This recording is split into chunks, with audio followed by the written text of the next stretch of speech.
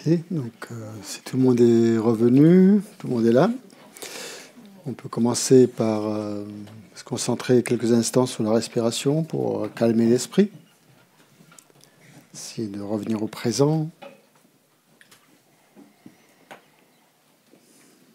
Donc essayer de bien ressentir son souffle.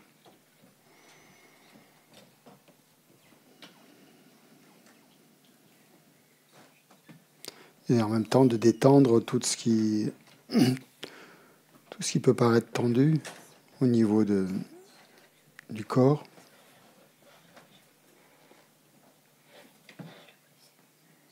Si vous arrivez à dénouer vos nœuds subtils, vous le faites.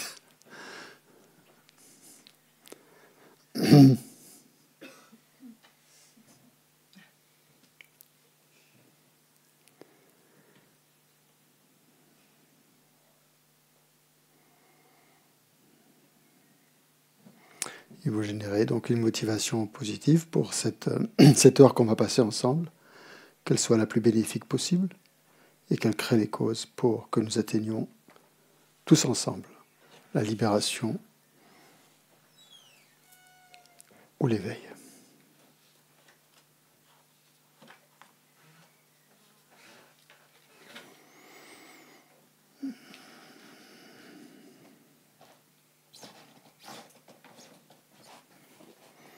On a une pensée spéciale pour les gens qui ont des proches, justement, puisque plus vite on atteindra l'éveil aussi, plus vite on sera capable d'aider les gens avec qui on a des connexions karmiques, que ce soit des amis ou des ennemis, peu importe, tous les gens avec qui on est quelque part reliés.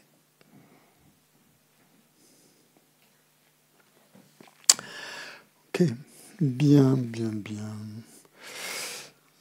Donc, qu'est-ce que Ah oui, je voulais poser une petite question d'ailleurs pour commencer, pour chauffer la salle, comme on dit dans le showbiz.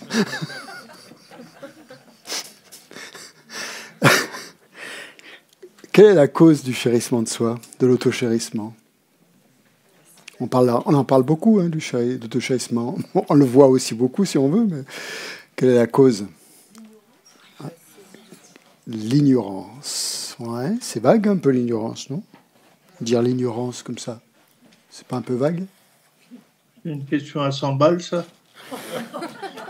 On est passé aux euros maintenant, Xavier, depuis pas mal de temps. La saisie du soi ? La saisie du soi, ouais, c'est encore un petit peu vague. C'est encore un petit peu vague, la saisie du soi. Le jeu, le mien ? La saisie, c'est l'attachement la au saisie jeu, du mien. jeu, voilà, la saisie, la conception erronée d'un soi des personnes. La conception erronée du soi de l'individu, si vous voulez, par rapport à soi-même, hein, bien sûr. Et en priorité par rapport à soi-même, puisque c'est ça. Hein. Donc c'est concevoir que ce jeu, que cette personne qu'on appelle jeu, hein, existe de manière autonome, substantielle, intrinsèque. Vous pouvez utiliser les adjectifs que vous voulez là. Et donc ça c'est le premier point, donc. Ça, c'est le premier aspect. Donc, considérer que cette personne existe de manière intrinsèque, de manière autonome, de manière substantielle. Ça, c'est donc la saisie du jeu individuel, ou du jeu de la personne, comme on dit, ou du jeu de l'individu, comme vous voulez. Et en plus de ça, c'est un aspect. Donc, il y a la saisie du jeu. Et en plus, il y a le fait de considérer que ce jeu est extrêmement spécial. On va dire, est très spécial et très précieux. Donc ça vient par-dessus en plus. Hein, ce côté précieux, ce côté spécial du jeu. Bien sûr. Ouais. Donc c'est une, comment on appelait ça, on l'avait dit, je ne me souviens plus, j'ai oublié le terme là. Ouais, une déformation, ouais, si vous voulez, ou une attention inappropriée. Pourquoi une attention ? Qu'est-ce qu'on entend par attention inappropriée ? Quand vous entendez ça, ça veut dire quoi ? Ouais. Qui exagère. Hein, c'est ça que ça veut dire. Qui exagère les qualités du jeu. qui exagère les qualités. Et ces qualités sont complètement, on va dire, fictives. Quoi. Si on analyse les qualités, et on cherche leur existence intrinsèque, des qualités, on ne les trouve pas. Donc cette attention inappropriée qui exagère donc les qualités du jeu crée une division entre soi et les autres.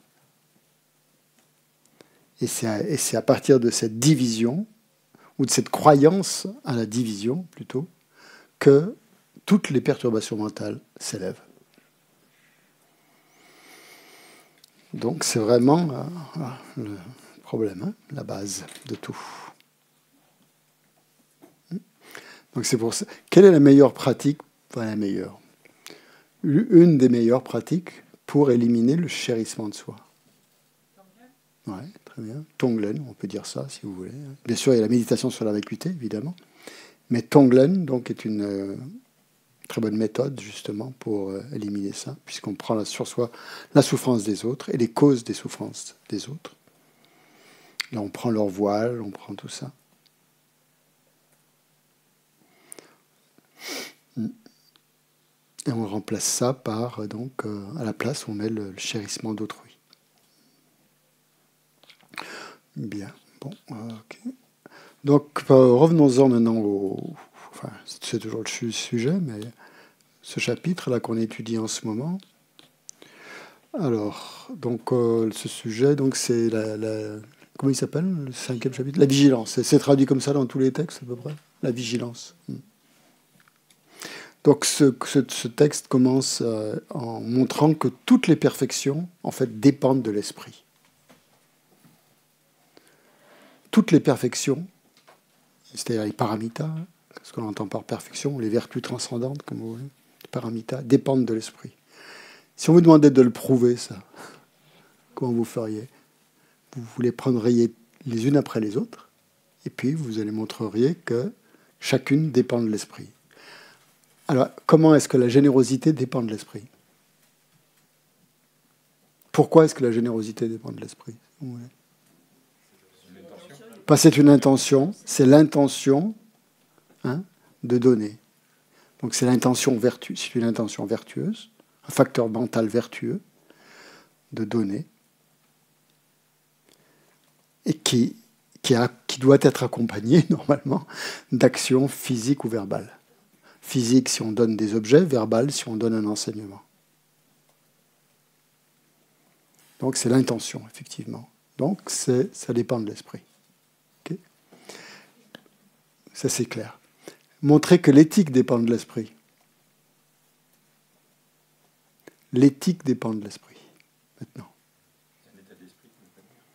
C'est un état d'esprit, l'éthique. Ouais, donc toutes ces perturbations, enfin toutes ces, perfections, les perturbations aussi. Ouais. Pourquoi l'éthique est un état d'esprit? Et pourquoi est-ce qu'elle dépend de l'esprit? Pourquoi c'est un état d'esprit? Oui, c'est ça. C'est exactement ça. C'est l'intention. C'est un plus, c'est renoncer, ou l'intention de renoncer à nuire aux autres. Voilà, de ne plus nuire aux autres. Et donc d'éviter tout ce qui peut être nuisible, comme les actions non vertueuses du corps, de la parole, etc. Et dans le Mahayana, il a ajouté donc de ne pas suivre les pensées de libération personnelle. Hein? Donc c'est lié à l'esprit, les pensées de libération personnelle. Ne pas suivre ces pensées-là, dans le Mahayana. On est dans le Mahayana, dans les perfections, bien sûr. Donc ça dépend de l'esprit, et c'est un entraînement mental, l'éthique. On s'entraîne à l'éthique, mentalement. On prend des vœux, etc. On observe son éthique. Tout ça, c'est un entraînement mental qui repose sur le renoncement, hein, essentiellement. Le renoncement, c'est un état mental. C'est un entraînement mental, le renoncement. Ok. La patience dépend de l'esprit. Comment la patience dépend de l'esprit?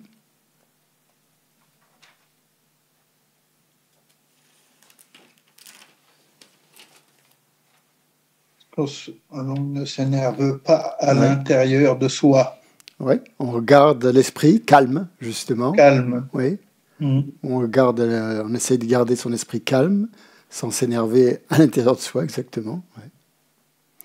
Ou calme par rapport donc à la souffrance aussi. Hein. Si on, ce que disait Geshe-la ce matin aussi, par rapport à la souffrance. Quand on ressent des souffrances, en général, ben, on est moins calme. Quoi. Comment ça peut générer de l'énervement, ou qu'est-ce qu'il a dit, l'agitation, ou la crispation. Est-ce que je peux répondre à ça, Christian? Ah ben, répondre. Oui. Ben, vas-y. Oui, le bouddhisme aide beaucoup, beaucoup, beaucoup à ne pas répondre, justement, à ne pas souffrir. À ne pas réagir. Tu sais bien. À ne pas réagir. Pas réagir. Et de plus, avec ça, excuse-moi, avec le bouddhisme, on n'apprend pas du tout. Mais on se rend compte que l'on a moins de souffrance. On a de la souffrance, bien sûr. On a beaucoup moins de souffrance que quelqu'un qui ne pratique pas. Parce qu'il attendrait, il souffre beaucoup le procès, il veut que l'autre prenne perpète. Tandis que moi, là-dessus, voilà, ça ne m'intéresse pas beaucoup, moi, ça, ce truc-là. Elle est partie, maintenant, elle est née ailleurs. Alors, que faire d'autre? Très bien. Merci. Donc, voilà, patience, donc c'est par rapport à l'esprit, puisqu'il s'agit de garder son calme, garder l'esprit calme, de ne pas réagir, bien sûr, ni avec le corps, ni à la parole, même avec l'esprit. Hein, c'est vraiment la perfection de la patience, c'est ça. C'est que l'esprit reste calme par rapport à la souffrance. Hein. Et qui, comme tu le dis d'ailleurs, Xavier, très bien, qui reste justement focalisé sur le dharma, quoi, en fait. Hein. Sur son refuge, quoi, en quelque sorte. Très bien. La persévérance enthousiaste dépend de l'esprit. On ne combat pas. On ne combat pas. C'était une blague. On ne combat plus, on est dans la persévérance joyeuse, dans l'effort joyeux. Oui, mais ça ne répond pas à ma question. Pourquoi ça dépend de l'esprit? Parce qu'on n'est plus dans la saisie du soi. Je pense on peut être encore. On se prend plus pour sa perturbation, c'est ça que je veux dire. On n'est plus dans le combat. Quelle est la définition? On est plus dans la dualité. Non, là, vous vous égarez, là. C'est pas la définition de la persévérance enthousiaste. C'est aimer faire le bien. Oui, c'est la joie à faire le bien, c'est ça. Se réjouir, ou la joie, c'est ça. C'est un état de joie, en fait. Hein. Persévérance enthousiaste, c'est un état de joie à faire le bien, à accumuler des vertus, à faire le bien des autres, et à créer, à agir justement dans ce sens-là, avec les trois portes. Hein, donc, c'est lié à la joie, hein, donc forcément, donc à l'esprit. Persévérance enthousiaste. La joie d'accumuler des vertus. Ou se réjouir de la vertu des autres aussi. Donc c'est l'état de réjouissance. Et ensuite, la concentration dépend de l'esprit. C'est évident. Hein, la concentration, c'est essayer d'avoir... quand on est un esprit concentré, c'est un esprit qui est clair, qui est alerte, et qui n'est pas distrait par les deux défauts habituels, hein, c'est-à-dire la torpeur et l'agitation. Donc ça, c'est la concentration, donc cette aptitude à placer l'esprit sur un objet vertueux, hein, c'est la concentration. Placer l'esprit sur un objet vertueux et garder l'esprit sur cet objet vertueux, un objet de méditation. Focaliser, hein, en un seul point, comme on dit hein, habituellement. Focaliser sur cet objet vertueux. On ne parlera pas de concentration dans le sens dharma si on n'est pas concentré sur un objet vertueux. Ce ne sera pas vraiment de la concentration dans ce sens-là. Donc, par rapport au dharma, il n'y a que les objets Oui. Quand on parle de la concentration dans le dharma, donc c'est par rapport aux objets vertueux. C'est un facteur mental qui est donc dirigé vers un objet uniquement, exclusivement vertueux. La sagesse. Alors pourquoi la sagesse est liée à l'esprit? C'est facile aussi à voir. C'est pas. On l'a dit ce matin. La sagesse. Comment il a dit ça, Geshe-la? Pour parler. Pour dire que la sagesse dépendait de l'esprit. Parce que... Non. Ce n'est pas. Le discernement, oui. Parler de discernement. Donc le discernement, c'est une activité mentale. Discerner, c'est une faculté mentale de discerner. Normalement, la sagesse, la définition, c'est un discernement parfait. Un discernement parfait de quoi? Du conventionnel et de l'ultime. Très bien, c'est ça. Des deux. Donc la sagesse, c'est ce qui est capable, si on veut, de faire la différence entre le conventionnel et l'ultime. Entre les phénomènes conventionnels et ultimes. C'est aussi le fait, donc la sagesse, c'est de voir le lien entre la cause et l'effet aussi. C'est assez difficile, parfois. Et discerner aussi qu'est-ce qu'il faut pratiquer, qu'est-ce qu'il ne faut pas pratiquer. Tout ça, ça fait partie de la sagesse. Donc tout ça, c'est lié, bien sûr, à l'esprit. Mais dans Shantideva, qu'est-ce qu'il a donné comme truc? La sagesse, c'est voir la nature de l'esprit. Dans ce cas-là. Voir la nature de l'esprit. C'est-à-dire voir la vacuité, autrement dit. C'est ça que ça veut dire. Le terme tibétain, pas pour vacuité, mais pour qu'il a utilisé Shantideva, c'est bien, j'aime bien ce terme. Il me fait planer. Vacuité, ça fait un peu scientifique. C'est le terme Nelok. C'est le même né qu'on trouve dans Shiné, en fait. Neluk, ça veut dire le mode. Look, ça veut dire mode de façon, mode. Et look, ça veut dire très difficile à traduire d'ailleurs. C'est exister. C'est le mode d'existence, mais le mode d'existence ultime des phénomènes. Mode d'existence. Les anglophones, ils traduisent ça. Ils ont un terme qui est intraduisible en français. Ils disent ça, the mode of abiding. Allez traduire abiding, si vous y arrivez, vous m'appelez. Donc le mode d'existence ultime. C'est-à-dire comment les phénomènes existent. Ouais. Mode d'existence. Ok. Donc ça c'était le point important. Donc voir comment toutes les imperfections dépendent de l'esprit, comment elles sont reliées à l'esprit. Et que pour que ce soit des perfections, donc tout le monde l'a bien compris, il faut deux aspects. Qui sont les deux bodhicitta, d'accord. S'il n'y a pas ces deux aspects, c'est pas des perfections. S'il n'y a que la bodhicitta relative, que la bodhicitta ultime, donc c'est pas des perfections. Il faut que pour que la générosité, par exemple, soit une perfection, il faut qu'elle soit accompagnée par les deux bodhicitta. Donc c'est bien, ça permet vraiment, quand on a ces définitions, tout ça, de vraiment être plus vigilant, de voir ce qu'on fait, quoi. Quand on pratique la générosité, est-ce qu'on est, par exemple, encore... est-ce qu'on a les deux bodhicitta ou est-ce qu'on les a pas, quoi. Ça, c'est facile, on peut vérifier, quoi.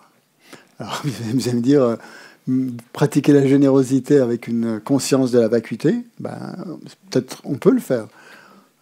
Ça ne veut pas dire qu'on a la réalisation de la vacuité, mais on peut le faire avec une pensée conceptuelle, en tout cas.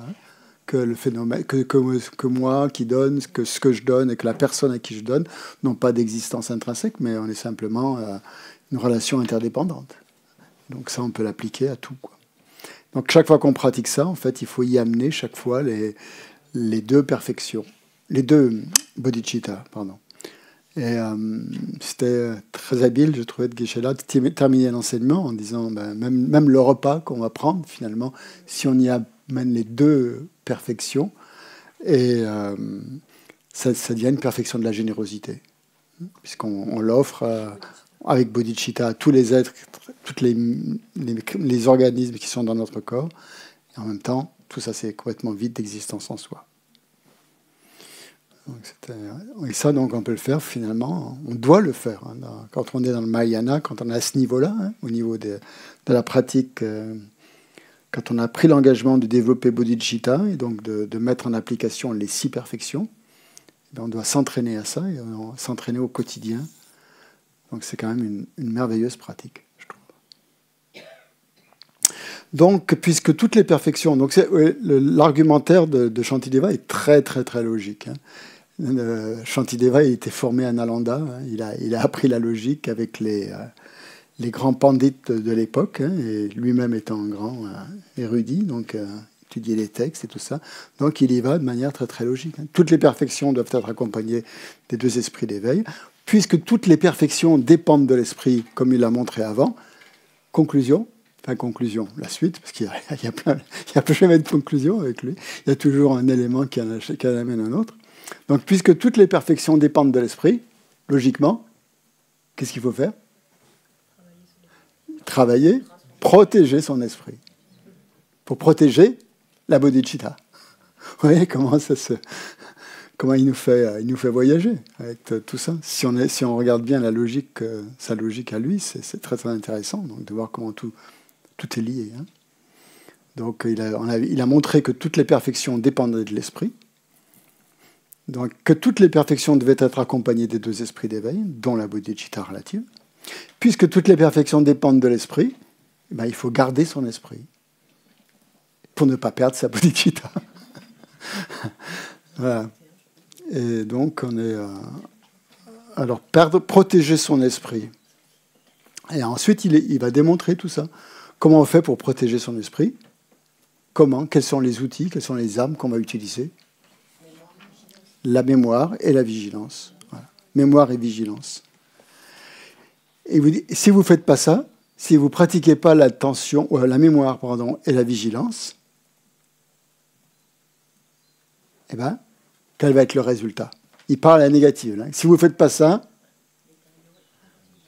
vous ne pourrez pas... Pardon? Atteindre l'éveil, c'est sûr. Mais même pas... Oui, même au niveau relatif, on ne pourra même pas accomplir une véritable action vertueuse. Hein. Même une simple action vertueuse ne sera pas vraiment vertueuse si on n'a pas ça. Hein, si on ne maintient pas cette attention et cette vigilance. On ne pourra pas réaliser l'éveil, bien sûr, notre objectif. Il dit aussi qu'il n'y a pas de meilleure pratique que ça.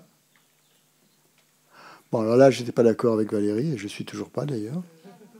Parce qu'en fait, dans le texte, et j'ai vérifié dans d'autres commentaires, et c'est aussi ce que disent les autres commentaires, il n'y a pas d'austérité, c'est-à-dire de pratique ascétique qui serait supérieure à ça. Hein. Si on voulait pratiquer en se disant une ascèse, en s'en tenant avec une espèce d'ascèse yogique, quoi, par exemple, c'est supérieur à ça. Hein. Donc ça serait la meilleure des pratiques, hein, en fait, de vouloir... de garder cette attention et cette vigilance. La meilleure des pratiques, est-ce que ça veut dire que c'est la seule pratique? Non, évidemment que ce n'est pas la seule pratique. Mais il n'y aurait pas de forme d'austérité ou de forme de pratique ascétique, disons, qui serait supérieure à ça. Parce qu'il y a un côté quand même un peu... Ouais, comme disait Valérie, elle a raison, observance, quoi. On observe cette discipline. C'est une discipline, ouais, cette discipline. Mais il n'y a pas que ça à faire. Hein. Ça ne veut pas dire qu'il n'y a que ça à faire. On pourrait penser, il y a certaines écoles qui mettent vraiment l'accent sur chiner, sur la pratique assis sur le coussin, et puis voilà, qu'on développe la concentration et qu'on se concentre. C'est très très bien, formidable comme pratique. Mais il n'y a pas que ça à faire. Hein. C'est pas ça qui va nous amener à l'éveil, de rester assis sur un coussin en méditant, chiner par exemple. Hein. Hein. C'est un outil. Oui, alors, oui, vas-y. C'est au moment, si je ne me trompe pas, c'est au moment où le Bouddha a découvert avec le fameux gâteau de riz, je crois, et puis la dame, que l'ascétisme n'était pas le bon moyen pour arriver à l'éveil, puisque pour arriver à l'éveil, il faut avoir un corps pas parfait, mais qu'est-ce qu'il faut avoir pour arriver? Quelle est la pratique essentielle pour arriver à l'éveil? Est-ce que c'est la réalisation de la vacuité? Hein? Non, c'est la bodhicitta. C'est quoi? Ben non, c'est le bodhicitta. Oui, c'est la bodhicitta. Parce qu'on peut avoir la réalisation de la vacuité, s'il n'y a pas la bodhicitta, on n'atteint pas l'éveil. Donc la pratique essentielle pour atteindre l'éveil, effectivement, oui. C'est bien ça, c'est bien la bodhicitta. Donc ça ne veut pas dire qu'il n'y a que ça à faire, qu'il n'y a qu'à méditer sur son coussin. Sinon, le danger, c'est qu'on risque de rentrer dans des états d'absorption méditative extrêmement subtils, hein, qui seront des causes pour renaître dans le monde de la forme et du sans-forme, mais où vous restez quand même prisonnier du samsara. Même si ces états de concentration sont très subtils, il y a une attention absolument parfaite. C'est même au-delà de Shiné, hein. C'est-à-dire c'est quand on a réalisé Shiné, quand on a réalisé au-delà du 9e stade de Shiné, quand on réalise Shiné, après, on rentre dans la première absorption méditative, et c'est qu'on appelle le domaine de Brahma, je crois. Et après, c'est pour ça que c'est mentionné Brahma. Et dans cette première absorption méditative du domaine de la forme, eh bien, voilà, vous créez les causes pour renaître, passer comme ça d'une absorption méditative à une autre. Mais ces mondes de la forme et du sans-forme restent dans le samsara. Et comme a dit Geshe-la, et apparemment c'est vrai, quoi, nous avons déjà réalisé Shiné, nous sommes déjà entrés dans ces méditations de la forme et du sans-forme maintes et maintes fois, et on n'est toujours pas éveillé, on n'est toujours pas atteint l'éveil parce qu'on n'a pas réalisé la vacuité et qu'on n'a pas réalisé bodhicitta. Donc il n'y a pas que ça à faire, quoi. Il n'y a pas que juste à se concentrer et tout ça, mais c'est un outil qui va nous permettre c'est-à-dire que toutes les autres pratiques doivent être faites avec la mémoire et la vigilance. C'est en ça que la mémoire et la vigilance sont importantes. Parce que toutes les autres pratiques, pour qu'elles soient vraiment efficaces, doivent être faites avec la mémoire et la vigilance. Donc c'est en ça que c'est fondamental de faire des retraites de Shiné, par exemple, sur le calme mental, avec cette optique-là. Et Geshe-la met beaucoup l'accent là-dessus, justement, sur la motivation qui doit présider donc à cette pratique générale. Je peux poser une question par rapport à ça? Oui. Oui. Du coup, la réponse à la question que vous avez posée, est-ce que la mémoire et la vigilance sont suffisantes? C'est non. Non. C'est non. Parce qu'il faut les deux bodhisattvas. Oui. C'est ça. Ouais. Enfin, c'est pas suffisant. J'ai fait exprès de ne pas mettre pourquoi après. Ça dépend de ce que vous voulez. C'était ça qu'il fallait discuter aussi. Ça dépend de ce que vous recherchez. Si vous recherchez un état de calme mental dans le monde actuel, être bien chez vous, voilà, peinard, ça sera suffisant. Mais si vous cherchez autre chose, à ce niveau-là, par exemple, c'est pas suffisant. Quand on cherche à atteindre l'éveil, qu'on est un bodhisattva, ça va pas être suffisant, mais ça va permettre justement de faire que les pratiques aient beaucoup plus de force. Je l'ai mentionné aussi, qu'est-ce qui va être très très utile pour développer la mémoire et la vigilance?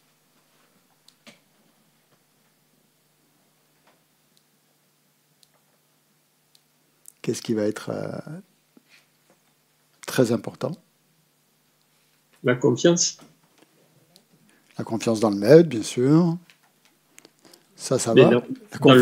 En général, si on pratique ça, c'est qu'on a confiance un peu, sinon on ne le ferait pas. Confiance dans la loi des karmas et de ses effets. Oui, mais ouais. L'impermanence, ouais.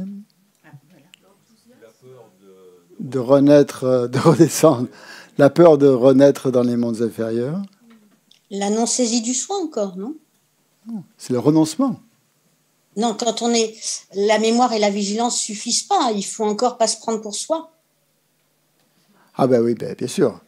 Avec la mémoire et la vigilance, vous allez méditer sur le non-soi de la personne et des phénomènes, etc. Et vous allez réaliser la vacuité, etc. Donc c'est un outil, ça va permettre ça. Mais ce qu'il a dit, c'est que pour que la mémoire et la vigilance soient particulièrement fortes et tout ça, et puissantes, il fallait le renoncement. Le renoncement allait beaucoup aider dans ce domaine-là. Parce que sinon, pourquoi le renoncement va aider? C'est ça. Si vous êtes encore très attaché aux qualités ou au bonheur, entre guillemets, de cette vie, eh ben, vous allez être très distrait, quoi. Ça va vous distraire, et la distraction, vous n'allez jamais pouvoir l'éliminer. Donc, si vous n'arrivez pas à éliminer la distraction, il n'y aura pas de vrai chiné, quoi. Il n'y aura pas de vrai calme mental. Vous n'allez pas pouvoir vraiment développer la mémoire et la vigilance. Donc c'est pour ça que le renoncement est encore très, très important pour cette pratique-là. Et c'est pour ça qu'elle est difficile, cette pratique de shiné. Très difficile de réaliser shiné. Il ne faut pas penser que c'est quelque chose de facile, parce que justement, on n'a pas suffisamment de renoncement. Quelqu'un qui a vraiment renoncé au bonheur de cette vie, ce sera beaucoup plus facile, mais pour quelqu'un qui n'a pas renoncé, très dur, très très dur. Et donc, si on n'a pas la mémoire ici, on n'a pas la vigilance, ben voilà, qu'est-ce qui se passe? Les perturbations mentales s'élèvent de nouveau. Donc, si on n'a pas tout ça, si on ne protège pas notre esprit avec l'attention et la vigilance, le danger, c'est que les perturbations mentales continuent à s'élever. Et donc, on continue à tourner dans le samsara. Oui. Oui. Qu'est-ce qu'on appelle bonheur dans cette vie? Tu parles de toi ou de moi? Non, en général, non. En général, je ne sais pas. Le centre de la Terre. C'est tout ce à quoi on accorde de l'importance en pensant que ça va nous apporter un bonheur dans cette vie. Des choses auxquelles on est attaché, si vous voulez.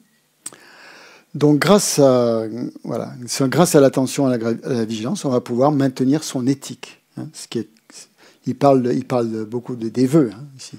Donc, que ce soit les vœux de moine ou les vœux de bodhisattva, tout ça. Puisqu'on les a pris, on revient au sujet principal, on a pris les vœux de bodhisattva. Donc, pour pouvoir les maintenir, il faut développer la mémoire et la vigilance. Rien que pour garder ses vœux, quoi. Donc, mémoire et vigilance. Vous vous souvenez des définitions? On avait vu ça, je pense, dans le Lamrim, quand on avait étudié ça. La définition de la mémoire et de la vigilance. Donc, mémoire traduit l'anglais mindfulness, qu'on peut traduire aussi par attention, mais Valérie a choisi, comme beaucoup de personnes d'ailleurs, a choisi mémoire parce que c'est assez juste, je pense, par rapport à la définition qu'on utilise. Oui, comment? Ça, c'est une bonne chose, oui. Excuse-moi, mais mindfulness, c'est pleine conscience? Oui. Ça, c'est la traduction moderne, on va dire, mindfulness. C'est la pleine conscience qu'on utilise, voilà, un terme un petit peu galvaudé qu'on peut utiliser dans beaucoup de domaines, dans beaucoup de circonstances. Mais dans le cadre de shiné, du calme mental, on est beaucoup plus précis que ça. Et on utilise le terme mémoire. Donc c'est un facteur mental qui tient fermement son objet. Un facteur mental qui tient fermement son objet. Ouais. L'objet doit être... Attends. Il manque quelque chose. Oui. Qui tient fermement, c'est pas mal. Oui. Qui tient fermement. Oui, c'est ça. L'objet doit être connu, on ne doit pas l'oublier. Voilà, on ne doit pas oublier son objet. Voilà, c'est ça. Qui se souvient de son objet. C'est un facteur mental donc qui se souvient de son objet, qui n'oublie pas son objet. Son objet vertueux. D'accord? N'oubliez pas le vertueux là-dedans. On a du mal un petit peu avec ce vertueux. Je ne sais pas pourquoi. Moi. C'est pas naturel. J'ai oui. Une précision à demander. Vas-y. Donc, tu parlais de mindfulness, pleine conscience. Pour moi, la pleine conscience, il me semble que c'est... c'est pas forcément vertueux. La pleine conscience, c'est pas forcément vertueux. Oui, tout à fait. D'accord. Tu peux assassiner quelqu'un avec une pleine conscience. Oui, tout à fait. Et ce que je voulais dire, c'est qu'il me semble qu'il y a pour moi, il me semble qu'il y a une différence entre pleine conscience et focalisation en un point. Pour moi, je voyais la pleine conscience comme une... Je ne sais pas ce que c'est que la pleine conscience. Ça veut dire quoi, ce truc de pleine conscience? Je me demandais si c'était pas... Si ça ne voulait pas dire une présence à tout ce qu'il y a autour, quoi. Ouais, bah, voilà. C'est très vague. Hein. Dans tous les programmes New Age, on va t'apprendre ça. Alors ouais. Bon. C'est pas ça. C'est pour ça que ce terme n'est pas bon ici. Il ne faut pas utiliser ce terme-là. Il ne faut pas utiliser ce terme-là. Il faut utiliser le terme mémoire dans ce cadre-là. Mais on n'est pas non plus... mémoire, ce n'est pas non plus synonyme de focalisation en un point. Non. Focalisation en un point, c'est la concentration. C'est ça. Oui. Mémoire, c'est un facteur mental. On a besoin de la mémoire pour ne pas oublier, pour se rappeler de l'objet vertueux sur lequel on va appliquer la concentration en un point. Voilà. D'accord. C'est ça. Super. Donc, c'est ces facteurs mentaux qui te rappellent ton objet. Qui te rappellent. C'est un rappel. D'accord, super. C'est ça. Donc, le rappel est beaucoup plus juste. Rappel, mémoire, tout ce que tu veux. Mais pas pleine conscience. Et ça, c'est le premier, donc, pour la mémoire. Et le deuxième, donc, c'est ce qu'on appelle la vigilance. Alors, les anglophones utilisent, si vous lisez des textes anglais, vous allez trouver introspection, alertness, ou introspection, ou vigilance aussi, ils utilisent. J'utilise 3 termes souvent. Donc nous, on utilise surtout vigilance pour ça. Pour le terme. Et là, c'est présence. Là, ouais, c'est une présence. C'est plus qu'une. Oui, c'est une sorte de présence. Mais c'est quoi la définition? Vous la connaissez, la définition de cette vigilance? Vous l'avez? C'est une alerte, ouais, c'est pas mal. Une alerte. J'aime bien, ouais. Une alerte. En fait, c'est ce qui alerte l'esprit. En fait, c'est avant d'alerter. C'est observer, c'est vérifier que l'esprit ne parte pas à droite, à gauche. C'est comme un espion, en fait, qui surveille l'esprit, qui est en alerte, qui surveille l'esprit, qui regarde, dans quel état il est, par rapport à son corps, à la parole et par rapport à l'esprit. Donc, il vérifie, en fait, son état mental, ou sur quoi il se concentre, en fait. Son objet de concentration, s'il est bien maintenu ou s'il n'est pas maintenu. Donc, ça, c'est deux. Et s'il faut appliquer, merci. Et s'il faut appliquer les antidotes. Oula. Dans certains cas, il faudra les appliquer. Dans certains cas, il ne faudra pas les appliquer. Donc, c'est ça, c'est ce facteur mental qui va décider, en observant l'esprit, s'il faut appliquer un antidote ou s'il ne faut pas appliquer un antidote. C'est vraiment voilà. Il vérifie, il analyse, il regarde. Donc c'est ces 2 facteurs qui sont importants. Donc par exemple, la mémoire, ça va être le fait de se souvenir qu'on a pris les vœux de Bodhisattva, qu'on a ses vœux et tout ça, qu'on s'en rappelle, et on va observer si notre comportement il est en accord avec ses vœux, par exemple. Donc ça sera par rapport à l'éthique, par exemple. Si on applique la mémoire et la vigilance par rapport à l'éthique. On se souvient de ses vœux et on regarde dans le présent, là, maintenant, est-ce que je suis en train de transgresser mes vœux ou pas? Voilà. Après, dans la pratique de la méditation aussi, ce sera aussi un état pareil, qui va observer si l'esprit est en train de... est pris dans certains obstacles ou pas. Voilà, donc ça c'est les définitions de ces 2 facteurs mentaux. Oui. Le lien entre mémoire et attention et la vigilance. Mémoire et attention, c'est pareil. Ouais. Et entre vigilance et faire attention à. Ouais, c'est ça qui est délicat. Ouais. Faire attention à, ouais, c'est ça. On peut dire que oui, c'est être. C'est pour ça que le terme alerte, c'est pas mal. C'est vraiment être en alerte, tu vois, être sur le qui-vive, surveiller. Ouais. C'est ça. Ouais. Donc c'est pour ça que c'est mieux d'utiliser. Il vaut mieux oublier attention, à mon avis. Je pense qu'elle a raison, Valérie, d'utiliser mémoire et vigilance, qui sont quand même plus précis. L'attention, c'est un peu vague, quoi, quand même. Donc, d'ailleurs, vigilance, c'est une bonne racine. Comment? Oui, le vigile, oui, tout à fait. Oui. Ça, le vigile d'un supermarché, alerte, observer, alerter. Le vigile.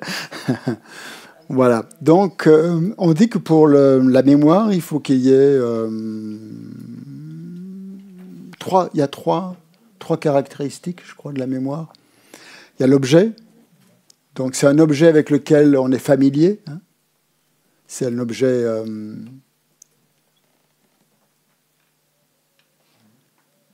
donc, c'est les trois caractéristiques. Donc, les trois caractéristiques de la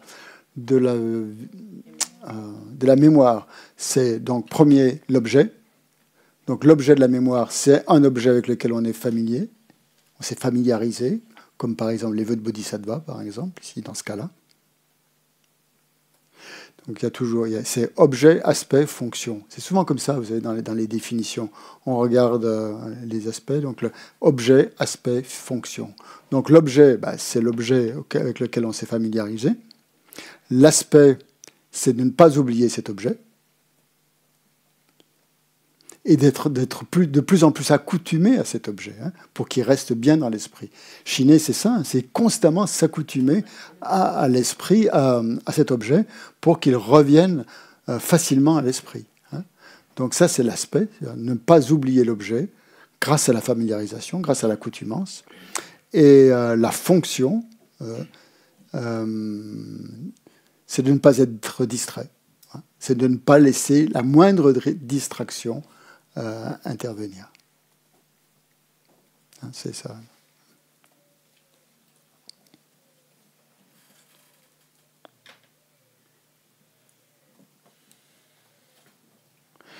Ouais, une autre chose qui est importante à se rappeler aussi par rapport à l'éthique. Hein. Donc ici, Shantideva parle de fait de garder l'esprit. Donc c'est par rapport à l'éthique, par rapport et vous savez, l'éthique a trois aspects aussi. La perfection de l'éthique, c'est souvent mentionné dans les textes. D'ailleurs, quand on lit le fondement de toutes les qualités, tout ça, ça revient très très souvent. Les trois aspects de l'éthique. Au moins, on dit même parfois les trois éthiques. C'est quoi les trois éthiques? Faire le bien aux êtres. Oui, c'est-à-dire dans l'ordre, c'est pas l'ordre, c'est pas l'ordre. Ouais, ne pas nuire, faire le bien des autres, ne pas nuire, et accumuler des vertus, c'est ça. Hein. Accumuler des vertus, ou créer le plus d'actions positives possible, hein, des vertus pures si possible, de faire le bien des autres.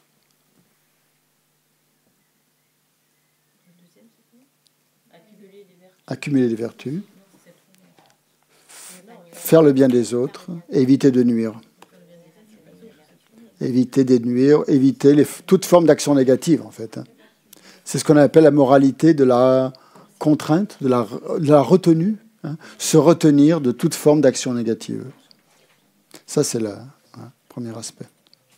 Donc, se retenir de toute forme d'action négative, faire des efforts pour créer des actions positives et faire le bien des autres.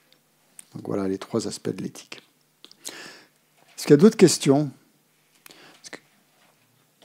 Est-ce qu'il y a des questions par rapport à l'enseignement de ce matin, des choses que vous voulez clarifier? Il n'y avait pas, des choses très difficiles. Juste une question sur le don. Sur la générosité? Oui, sur la générosité. Oui. Parce qu'en fait, comment dire, il y a deux aspects de la générosité. Il y a l'intention et l'acte.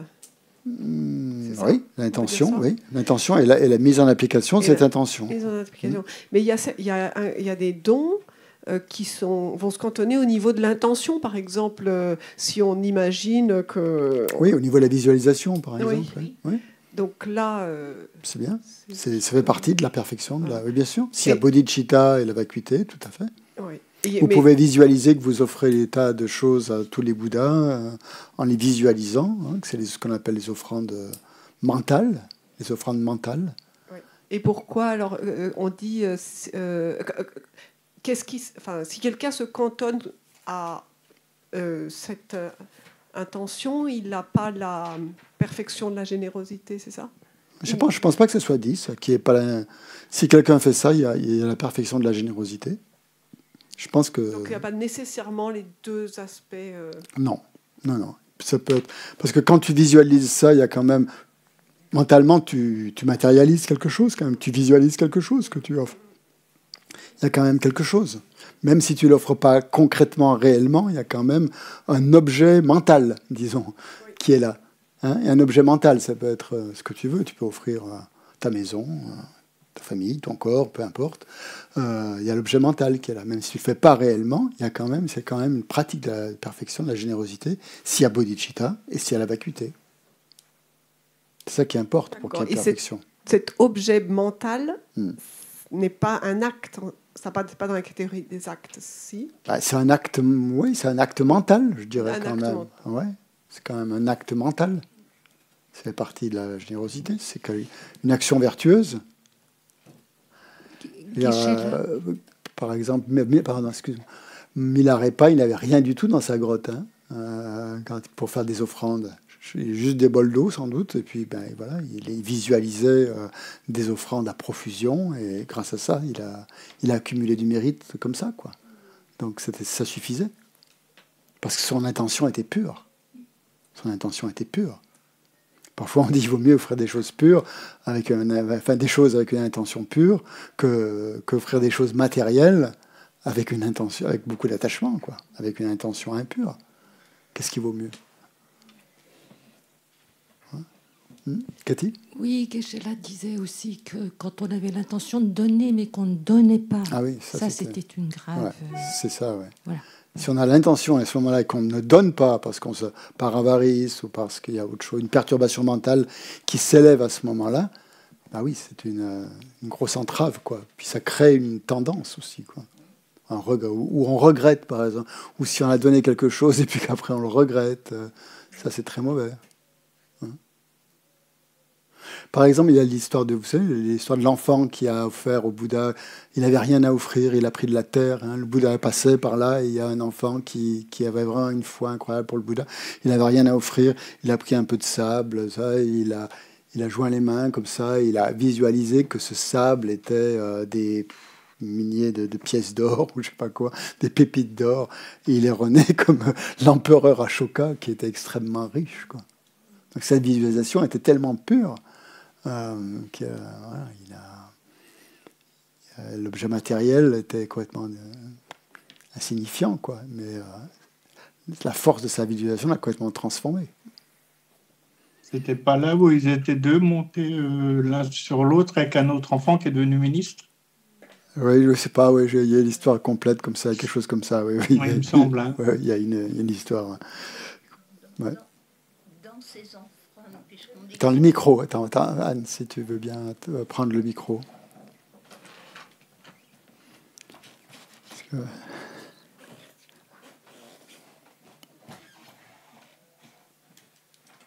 Oui. Et ces offrandes, comme on dit que c'est pour faire plaisir au Bouddha, en fait, ce qui fait plaisir au Bouddha, c'est justement une intention pure. Puisqu'ils n'ont absolument pas besoin de ces offrandes.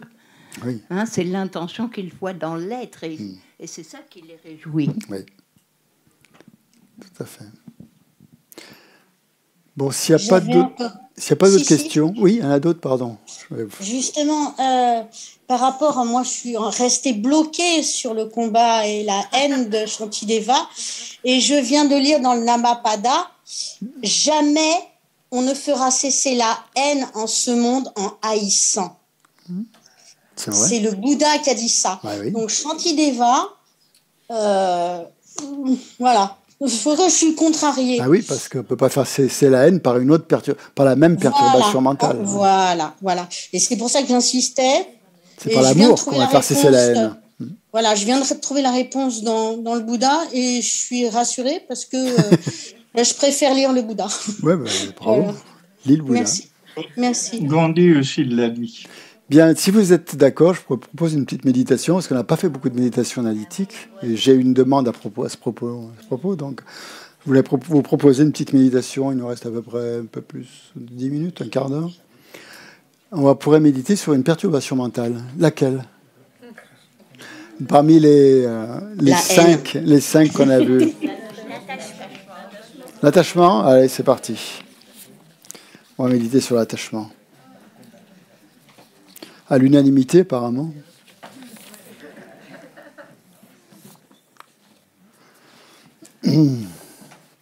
Donc on commence par se concentrer sur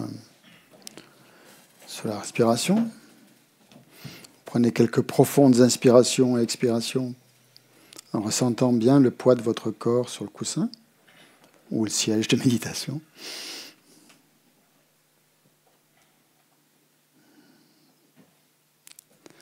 Vérifiez votre posture, vous assurant que vous êtes bien droit.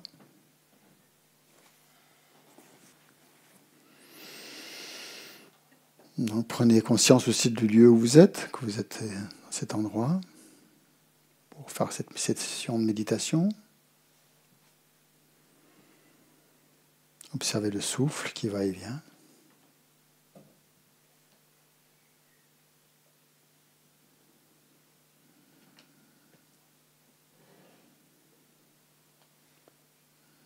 Si vous souhaitez compter les cycles respiratoires, vous pouvez le faire, bien sûr.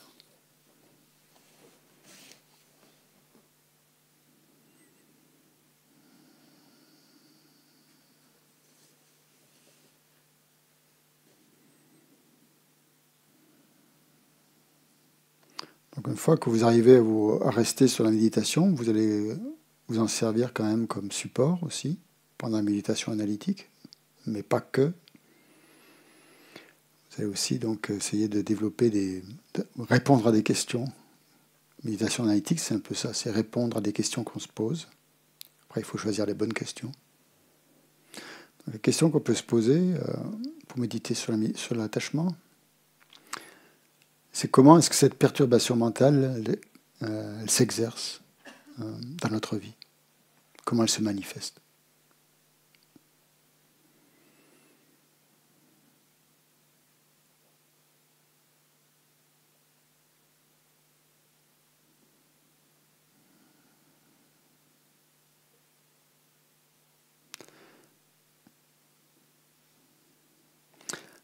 Quelles sont les personnes ou les choses auxquelles vous êtes attaché?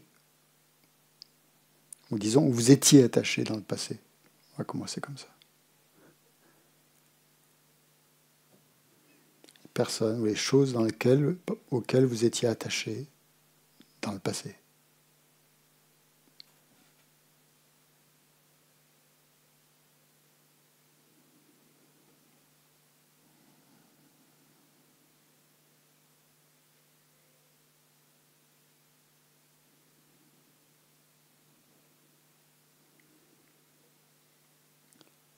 Et posez, est-ce que vous êtes toujours attaché à ces choses ou à ces personnes dans le présent?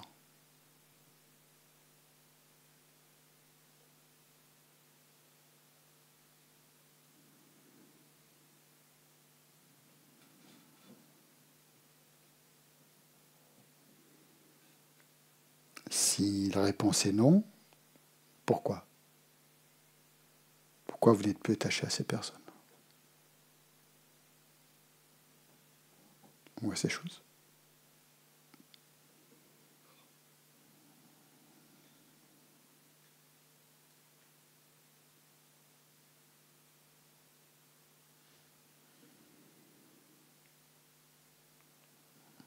Et maintenant, quelles sont les choses ou les personnes auxquelles vous êtes attaché dans le présent? Maintenant.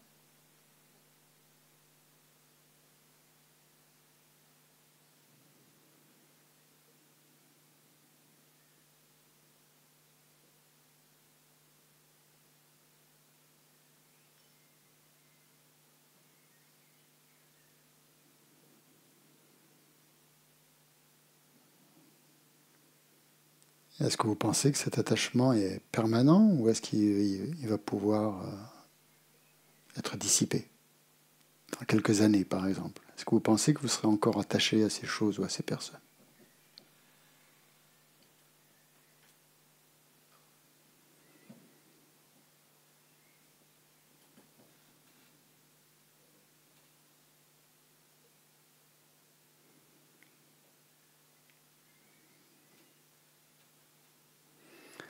en général, donc on remarque que l'attachement n'est pas toujours là.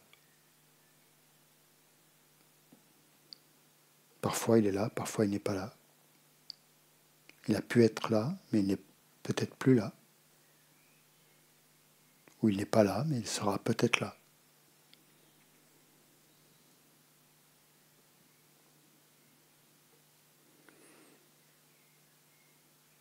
Donc ça permet de voir qu'il ne fait pas partie vraiment de la nature de notre esprit, qu'il est adventiste, comme on dit.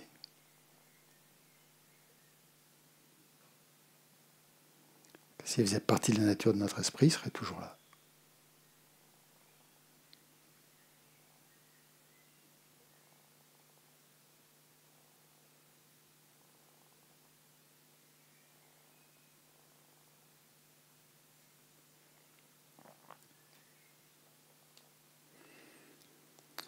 Maintenant, posez-vous la question, comment est-ce que vous ressentez l'attachement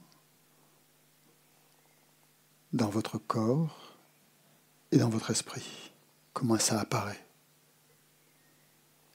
Quel est le ressenti que vous avez quand vous êtes attaché à quelque chose ou à quelqu'un?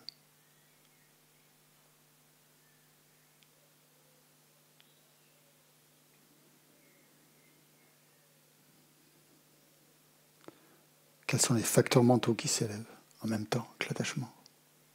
Ou à peu près...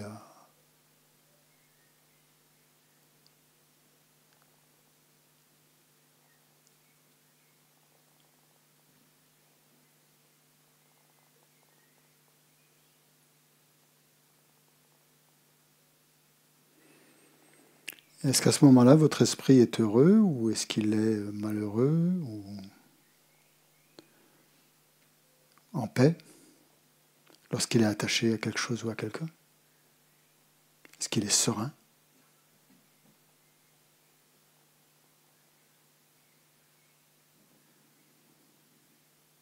Ou est-ce qu'il est perturbé? Et s'il est perturbé, comment? Qu'est-ce que ça provoque dans votre corps, dans votre esprit, cette perturbation?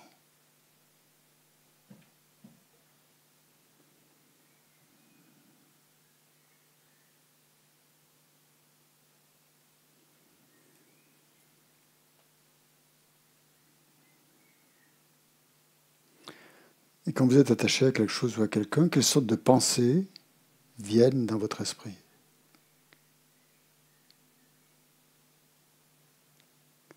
Quelles pensées s'élèvent?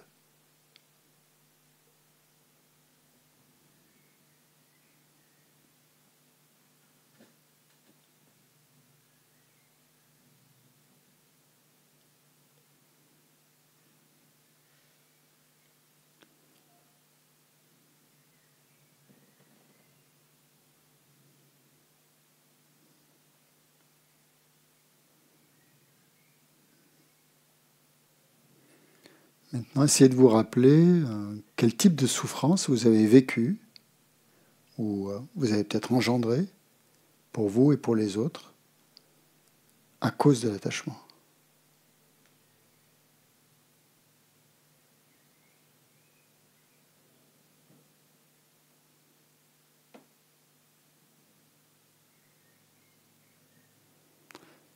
Ouais, parfois c'est pas facile à regarder, mais c'est parfois douloureux, mais il faut le regarder quand même. Surtout si on a fait souffrir des gens par attachement.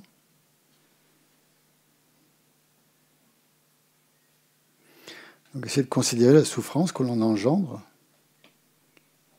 et que l'on endure lorsqu'on est dominé par l'attachement.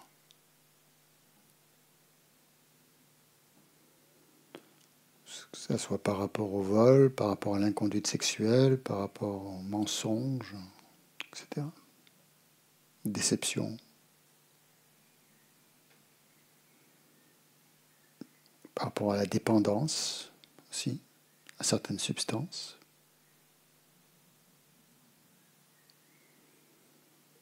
Par rapport à la séparation.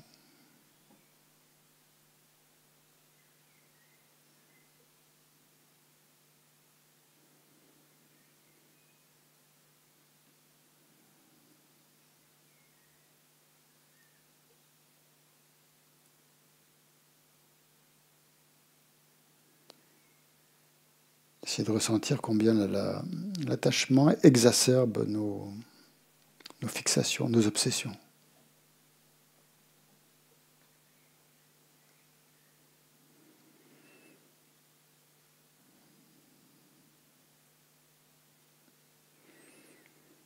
Donc c'est impossible qu'on se sente heureux quand on est perturbé par cet attachement. Impossible.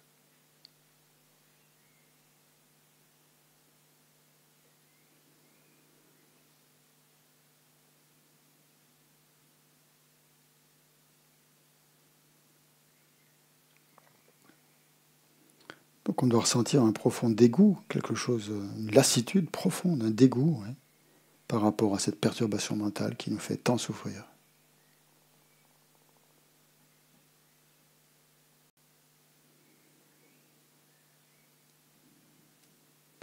À partir du moment où on sent ce dégoût, on va vouloir appliquer un antidote.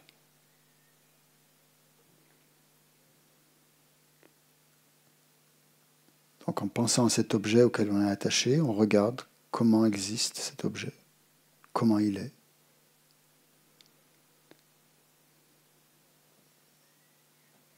Est-ce qu'il a vraiment les qualités qu'on lui voit ?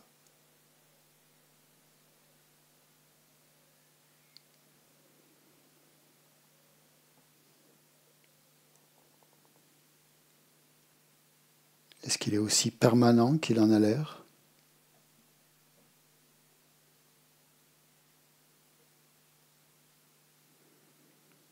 Est-ce qu'il est aussi substantiel qu'il en a l'air ?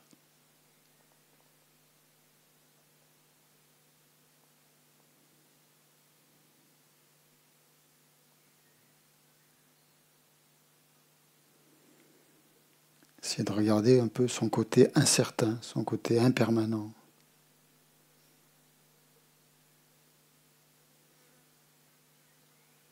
Son côté insatisfaisant.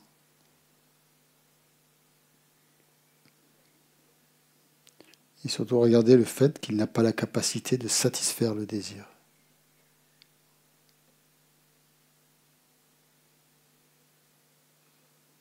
Mais qu'au contraire, il amène d'autres facteurs négatifs, comme la jalousie, la possessivité, la colère, l'insécurité,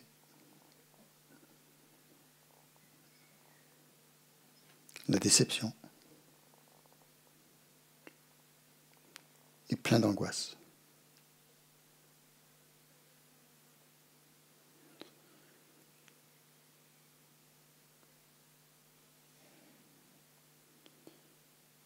Et donc cet attachement nous maintient comme ça prisonniers dans le samsara,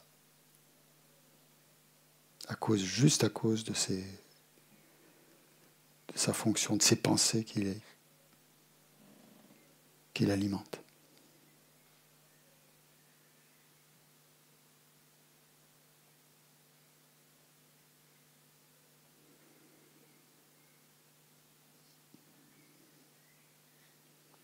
Et maintenant, on termine en regardant la vacuité de cet objet. Si on essaye de trouver l'essence propre, la nature propre de cette chose ou de cette personne à laquelle on est attaché,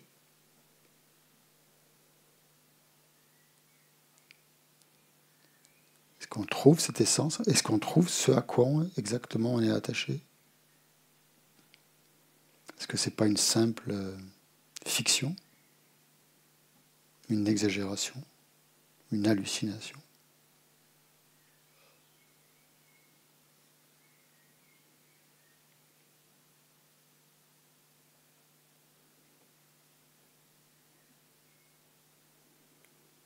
L'objet ou la personne à laquelle on est attaché est introuvable de manière essentielle.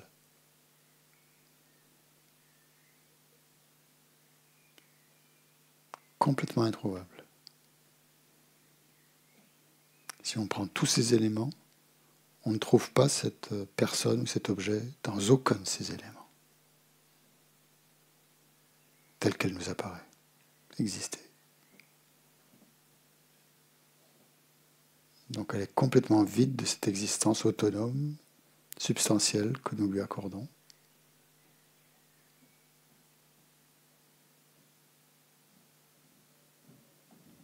Si on reste concentré sur cette perception, à ce moment-là, elle se dissout complètement.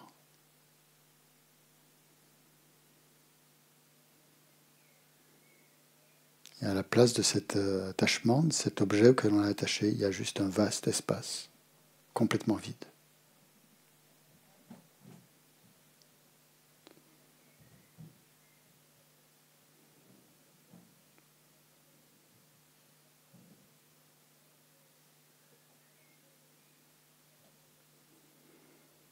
Donc là, on peut réaliser que l'attachement n'est pas dans l'objet, qu'il n'est pas non plus dans les consciences sensorielles, ni entre les deux.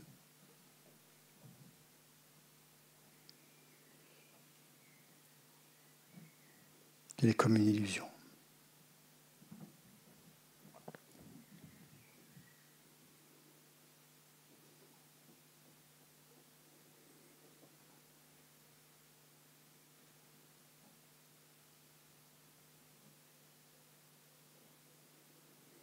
Et lorsqu'on perçoit ce caractère illusoire du phénomène, on se sent complètement libre.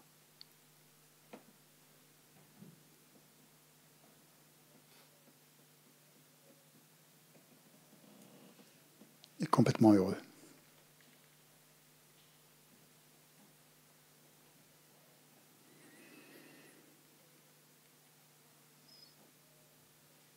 Donc on va dédier cette méditation pour que nous soyons capables de voir directement, percevoir directement la nature de l'esprit et la nature des perturbations mentales. Et qu'ainsi nous soyons donc plus en phase avec la réalité et plus capables d'aider les êtres à vaincre leurs perturbations, à éliminer leurs défauts et à atteindre l'éveil.